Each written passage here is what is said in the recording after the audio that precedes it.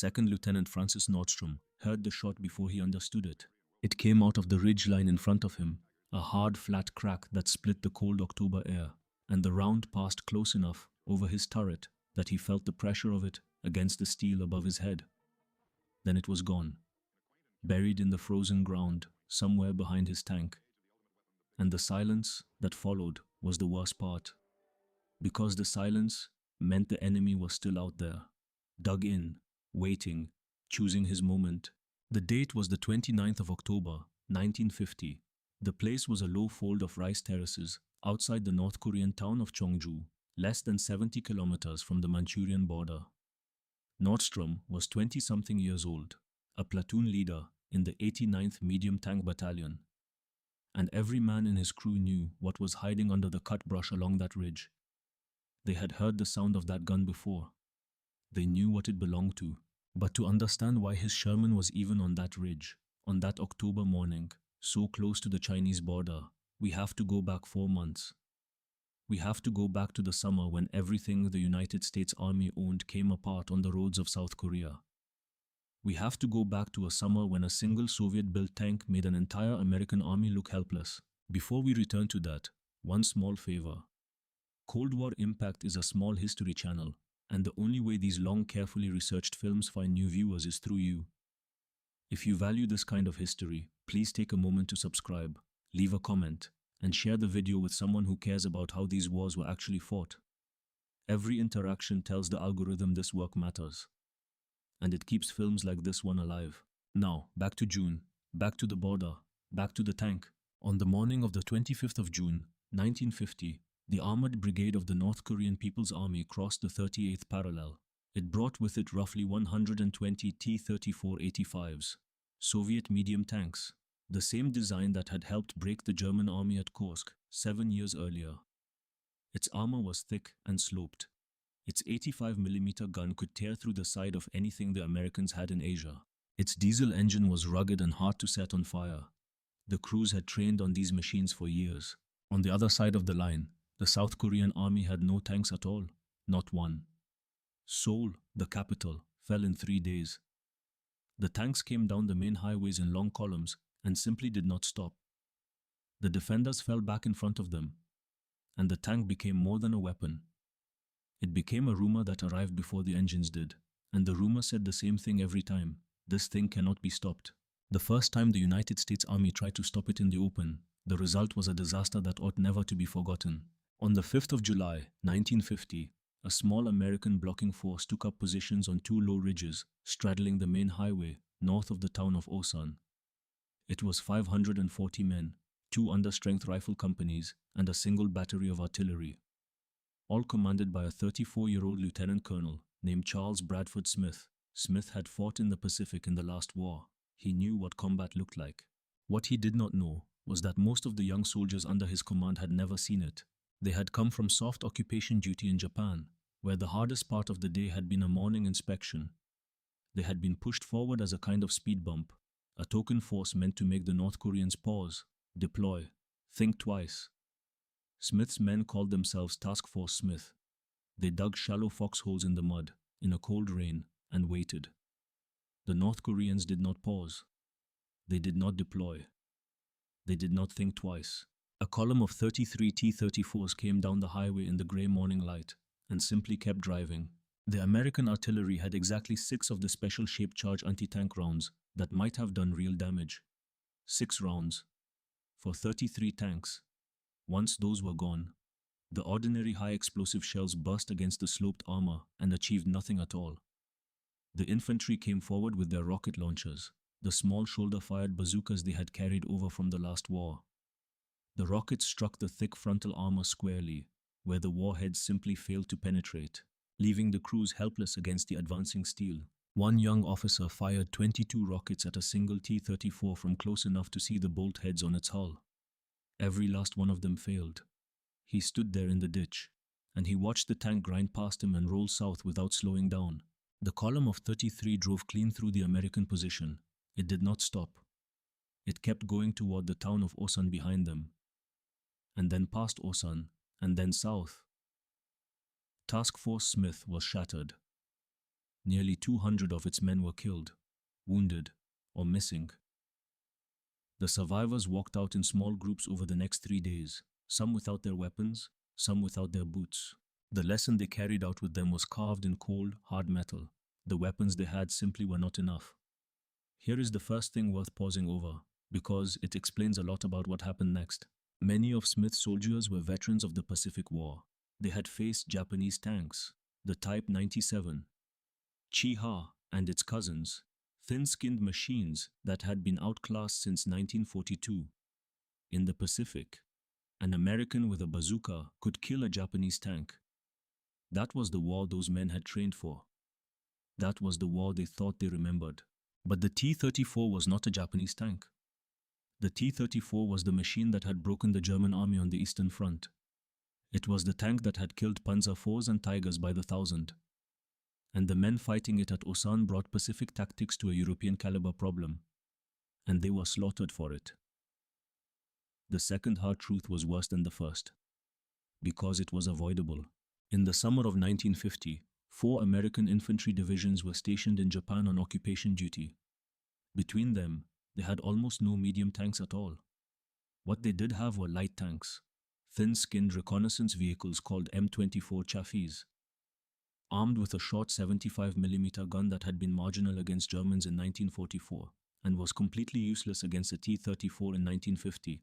When the first Chaffees met the T-34s at a village called Chonui on the 10th of July, the light tanks were destroyed almost as easily as the bazookas had failed at Osan. The United States had won the greatest war in human history 5 years earlier. And then, in 5 years, it had disarmed itself so thoroughly that when a new war began, the army defending the free world in Asia had nothing that could kill an enemy tank. Nothing. That was the price of peace paid poorly. Through the rest of July, the disaster spread down the peninsula. The 24th Infantry Division, thrown piecemeal into the enemy's path, was pushed back and back and back. Its commander was Major General William Frishett Dean, a 50-year-old career soldier who had led the same division in Korea after the last war. Dean was a big man, quiet, and by the 3rd week of July he was watching his division come apart in his hands. On the 20th of July, the North Koreans took the city of Taijon, Dean stayed in the city longer than a division commander should have. He was seen in the streets, personally directing the withdrawal, and at some point during the fighting, he attached himself to a small team hunting T-34s with a bazooka. Different accounts credit him with different actions in those hours. Some say he helped destroy an enemy tank at close range. Some say he only carried the ammunition. The paperwork of that day was written in blood and confusion, and the truth of what any one man did will never be fully settled. What is settled is this: when the last American units pulled out of Taijon that evening, Major General Dean was not with them. He had been separated from his headquarters in the confusion of the retreat and had taken a wrong turn on a mountain road. For 36 days, he wandered through the hills of Central Korea, alone, then with a small handful of soldiers, then alone again. He grew thin. He drank from streams. He lost 40 pounds. On the 25th of August, 1950, a South Korean villager sold him to a North Korean patrol for the reward money. He became the highest-ranking American officer captured in the entire war. He would spend the next 3 years in North Korean prisons. Do not read that as a hero's tale. Read it for what it was. A 2-star general, the commander of an entire American division, ended his war carrying a rocket launcher in the streets of a burning city because there was nothing else left to do. That is not victory. That is a system that has come apart at the seams. By the last days of July, what was left of the American army in Korea, together with the surviving South Korean divisions and the first arriving allies from Britain and elsewhere, had been squeezed into a shrinking box in the far southeastern corner of the peninsula. The box was called the Pusan Perimeter. It was a rough rectangle, only about 100 kilometers across at its widest point, anchored on the port city of Pusan and the line of the Nakdong River. Inside that box were the last United Nations forces left standing on the peninsula. Outside it, pressing in from the north and west, were the North Korean divisions and their armored spearheads. If the port of Pusan fell, the war was over. The soldiers holding that line knew it. Every man of them knew it. Every gallon of fuel and every bullet and every reinforcement had to come through that one port, off ships from Japan and the United States, and be trucked north to whichever piece of the line was about to break that afternoon. There was no reserve. There was no fallback position. There was only Busan and the sea. And somewhere in the holds of those ships, coming across the Pacific, riding in from storage yards and repair depots, and even from concrete pedestals on stateside army bases, the answer to the T-34 was already on its way. The men on the perimeter did not yet know it.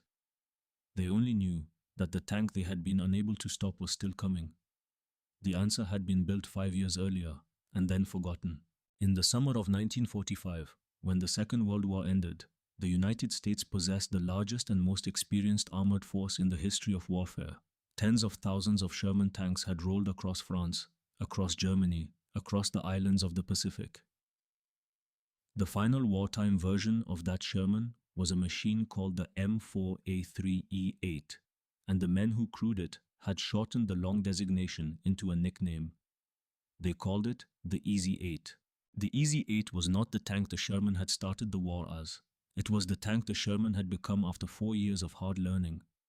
It rode on a new suspension with wider tracks, which gave it a smoother platform on broken ground. It carried a higher velocity 76mm gun in place of the short stubby cannon of the early Shermans, and crucially, for the war that was about to begin in Korea, it could fire a special round with a tungsten core, an armor-piercing shot that could punch through the sloped front of a T-34 at ordinary fighting ranges. But in 1945, none of that had seemed to matter anymore. The war was over, the great enemy was gone, and the Easy 8, along with almost everything else the American army had built up in 4 years of total war, was quietly set aside. Some of the tanks went to storage depots, rows and rows of them, parked in the desert sun of the American Southwest, their engines drained, their optics covered against the dust. Some were sold for scrap, and some, a strange and unlucky handful, were bolted down onto concrete pedestals on the lawns of army bases and courthouse squares across the United States, painted up as war memorials, monuments to a victory that everyone assumed would last a long time. 5 years later, in the summer of 1950, mechanics were sent with wrenches and torches to pull those memorial tanks off their pedestals. Think about that image for a moment. American soldiers in 1950, standing on a courthouse lawn, cutting the bolts that held a Sherman to its concrete base, draining rust-colored water out of an engine that had not run since 1946, cannibalizing parts from one hulk to make another one live again, loading them onto flat cars headed for the West Coast.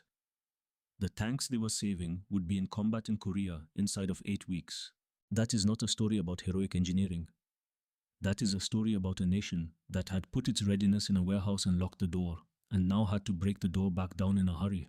Across the Pacific, a provisional tank battalion was thrown together in Japan out of whatever Shermans could be found in the theater's ordnance yards. It was activated in late July under a 34-year-old lieutenant colonel named Wellborn Griffith Dolvin, a West Point graduate of the class of 1939, and a veteran of armored fighting in Europe 5 years earlier. On paper, it was called the 8072nd Medium Tank Battalion, provisional. Within weeks, it would be renumbered and given a permanent name. The men would come to know it as the 89th Medium Tank Battalion.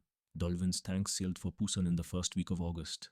By the end of 1950, more than 1,300 American tanks of every type would be shipped to Korea.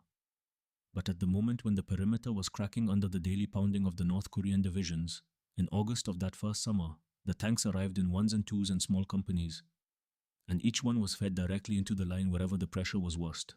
The Easy 8 was one of 2 American medium tanks that came to Korea in those weeks.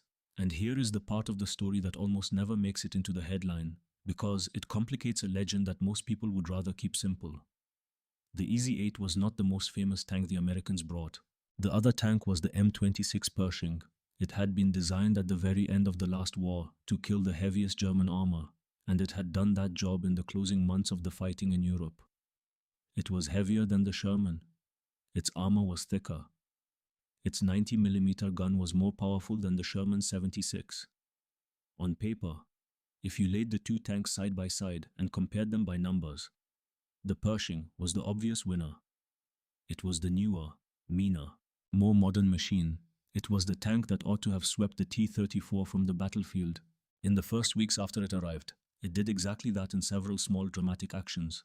On the night of the 17th of August, 1950, on a ridge above the Nakdong River, Marine Pershings fought a close-range gun duel with a company of North Korean T-34's. The 90mm gun spoke, and the T-34's came apart. It was one of the first dramatic armored victories the Americans had won in the war, and it made headlines. The Pershing had proved that it could do what it had been built to do. And then the ground of Korea started to eat it. Because the Pershing had a hidden flaw, and the flaw was not in its gun or its armor. The flaw was in its heart. When the tank had been designed at the end of the last war, its engineers had been under pressure to build it fast, using components already in production. The Pershing's drivetrain struggled under the extreme stress of the Korean terrain, where the engine and cooling systems were pushed far beyond their design limits on the relentless mountain grades. They had matched a Sherman's heart to a bigger, heavier body. In the flat farmland of Germany, where the Pershings had first fought, this had been survivable. The tank could still crawl. The transmission could still hold. In the mountains of Korea, it could not. Korea is a country of steep hills, narrow dirt roads, old and fragile bridges, and rice paddies so soft they would swallow anything heavy that ventured off the road. The Pershing climbed those hills with its engine screaming. Its transmission overheated on the long grades. Its cooling system boiled. Bridges that would carry a Sherman with room to spare would not carry a Pershing at all, and the tank would have to detour, sometimes for kilometers, to find a crossing it could use. Pershings were being abandoned along mountain roads, not because enemy fire had hit them, but because their drivetrains had simply given out under their own weight.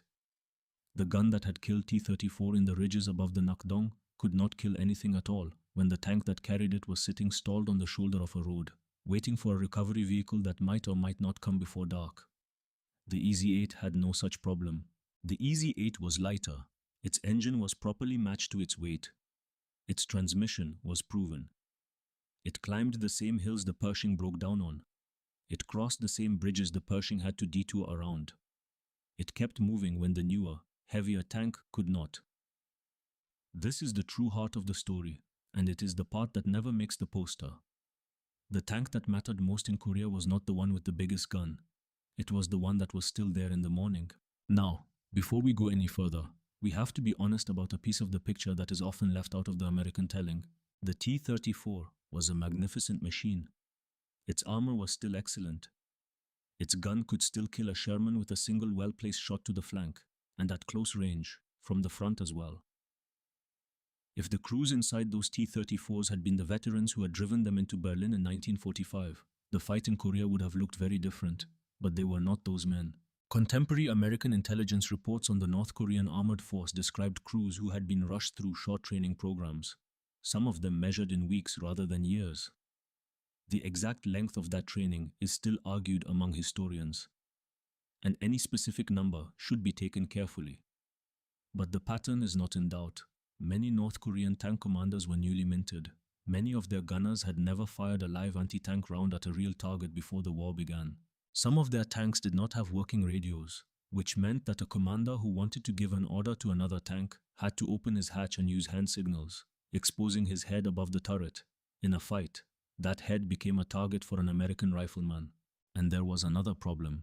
Many T-34's in the summer campaign carried mostly high explosive shells, not the tungsten-tipped armor-piercing rounds a tank needs to kill another tank at range. Their commanders had not expected to fight tanks in Korea. They had expected to smash infantry, and they had loaded for that fight. When Shermans finally appeared in front of them in August and September, the T-34's were fighting the wrong war with the wrong ammunition. None of that takes away from the machine itself. The T-34 was still a killer, but a killer with a poorly trained crew and the wrong shells in his rack is a very different threat than a killer with veterans and the right rounds. And the men climbing into the EZ-8s at Busan were not new. Many of them were veterans of Europe, of Africa, of the same war that had built their tanks in the first place. They knew their machines. They knew how to shoot. They knew that in a tank fight, the first accurate round almost always wins. And they knew how to fire it. Through August and September of 1950, the shape of the war on the perimeter began, slowly and violently, to change. It changed in small actions in nameless valleys. It changed in night fights around a road junction called the Bowling Alley near a town called Tabudong. where American tanks lined up muzzle to muzzle with North Korean tanks in the dark and traded shots at ranges where you could see the flash of the other man's gun before you heard the report. It changed each time an EZ-8 met a T-34 on ground the Pershing could not reach, and killed it, and moved on. And it changed above the tanks as well, because in those same weeks, the sky over Korea had become an American sky. Navy Corsairs and Air Force Mustangs ranged freely over the battlefield, and any T-34 caught out on an open road in daylight was likely to die from the air before it ever saw an American tank. On the ground, the new 3.5-inch Super Bazooka, rushed to Korea by air transport after the failure of the old rocket launcher, had at last given the infantry a weapon that could actually punch through a T-34's armor at close range. The T-34 was not defeated by one weapon. It was defeated by an entire system finally waking up. Fighter bombers from above, super bazookas from the ditches, artillery from the hills behind, and EZ-8s coming up the roads. The tank that had rolled unstoppable down the highways in July was, by September, being killed from every direction at once. Then came the 15th of September, and everything changed at once. On that day, on a coast far behind the North Korean front lines, General Douglas MacArthur landed the 1st Marine Division and the 7th Infantry Division at the port of Incheon. It was one of the most daring amphibious operations in military history. And it worked. In a single stroke, the long supply lines of the North Korean army, stretching hundreds of kilometers south to the Pusan perimeter, were cut. Within days, the North Korean divisions besieging Pusan began to feel the shortage. Ammunition stopped arriving. Fuel became scarce. And then, at the end of September, the United Nations forces inside the perimeter, exhausted, thinned, but still holding, rose up out of their foxholes and attacked north. The line that had bent for 2 months did not bend anymore. It broke the other way. The North Korean army came apart faster than it had assembled. Along the roads leading north, its columns dissolved into panicked flight. Its tanks were abandoned in ditches, out of fuel, out of ammunition, out of crews. Some were still fully operational. Their drivers had simply climbed out and walked away. The armored brigade that had crossed the parallel in June, so certain of victory, was ground down to a scatter of burning hulks and empty machines along 100 country roads. And by the last week of October, the United Nations advance had crossed the parallel itself, driven north, taken the North Korean capital of Pyongyang, and was pressing on toward the Manchurian border. Task forces of infantry and tanks ranged deep into country nobody had expected to see, moving through the last brown days of autumn, under a sky that was already beginning to turn winter cold. One of those task forces, on the 29th of October, was rolling toward a small North Korean town called Cheongju. At the head of a platoon of EZ-8 Shermans was 2nd Lieutenant Francis Nordstrom. Ahead of him, dug into the hillside, waiting under cut brush and camouflage, was the last thing the North Korean army had left to give him. The rice terraces outside Cheongju were empty of people. The farmers had gone. The animals had gone.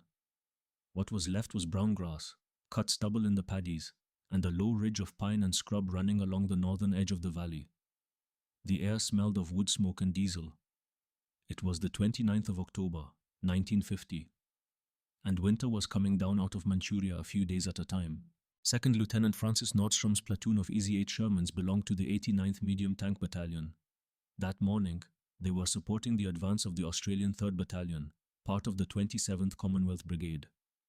As the column pressed north toward the town of Cheongju itself, every man knew this was the last serious rearguard the North Korean army had left to throw at them, and the North Koreans had set the trap the right way. They had not lined their remaining T-34s up on the open road, where fighter bombers and tank guns would have picked them off in an afternoon. They had dug them into the hillsides. Only the turrets showed above the earth. Over each turret they had piled cut brush and pine branches, and the tanks had disappeared into the brown October ridge, as if the ridge itself had grown teeth. A dug-in T-34 was still a very dangerous animal. Its 85mm gun could destroy a Sherman with a single well-placed hit. And the men crewing those tanks were fighting now for something harder than victory. They were fighting for survival, with their own border close at their backs, and nowhere left to run. The first warning Nordstrom's crew received was the round that cracked past his turret and slammed into the frozen ground behind him. There was a second of silence. and then everything happened at once. The gunner in Nordstrom's tank was already searching the tree line for the muzzle flash. The loader had a tungsten cord round in the breech. The driver eased the Sherman forward and back, to keep the tank from sitting still long enough to be a mark. The commander's head moved through the vision blocks in quick, practiced sweeps, looking for the shape that did not belong. This was not the long-range duel of the North African desert. There was no time here for careful ranging shots at machines 2,000 meters away. This was a knife fight at a few dozen meters, fought among the brush and the stepped terraces, where a hidden gun could open up from very close and vanish again in its own smoke. The Sherman was built for exactly this fight. Its powered turret came around fast. Its telescopic sight found the target quickly. Its 5-man crew, drilled through weeks of training and weeks more of combat, worked in a shorthand of half-shouted commands. Target. On. Fire. The 76mm gun spoke, and the round crossed the valley in 1/100th of a second, and one of the dug-in T-34's rocked back against its earthen berm and began to burn from the inside. The Australian infantry came up through the paddies alongside the tanks. They had the new 3.5-inch bazookas. They crawled close to the dug-in positions, close enough to see the branches on the turrets shift as the tanks tried to traverse to meet them, and they fired their rockets into flanks and rears at ranges of 30 and 40 meters. One T-34 was killed in a way nobody had planned for. An Australian rifleman, out of rocket ammunition, put a light machine gun on the tank's external fuel drum and simply held the trigger down until the drum split open and the ammunition inside the turret cooked off in a slow orange bloom. Above the ridge, Mustangs and Corsairs worked the tree line with rockets and cannon fire. The fight was not clean and it was not fast. It went on into the afternoon. It was tanks and infantry and aircraft working together in the way modern combat is actually won. Each arm covering the other, each arm doing what the other could not. By the end of the day, along that low ridge outside Cheongju, 11 North Korean tanks and 2 self-propelled guns had been destroyed. The rear guard had been broken. The Commonwealth Brigade rolled on toward the town, and the 89th Medium Tank Battalion rolled with them. Now here is the truth that most tellings of this war leave out. Cheongju was not a lucky day. It was one moment in a long, steady, quiet accumulation. The Sherman did not have one legendary battle to point to the way the Tiger and the Panther had their famous duels in the last war.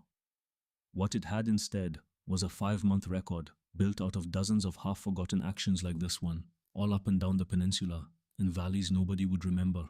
4 years after the fighting, a team of analysts working for a research organization tied to Johns Hopkins University sat down to count. The organization was called the Operations Research Office. Its job was to go through the paperwork of the Korean War, the after-action reports, the vehicle recovery records, the battle damage assessments, and to figure out what had actually happened, apart from what people said had happened.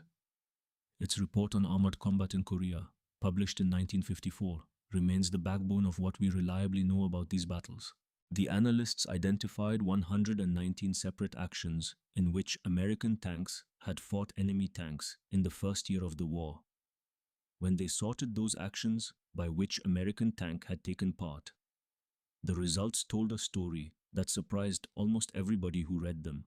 The old Sherman, the tank most people had already written off as obsolete, was present in about half of all the tank versus tank engagements. The newer, heavier Pershing accounted for roughly a third. The improved medium tank that would eventually replace the Pershing, the M46 pattern, made up only about a tenth.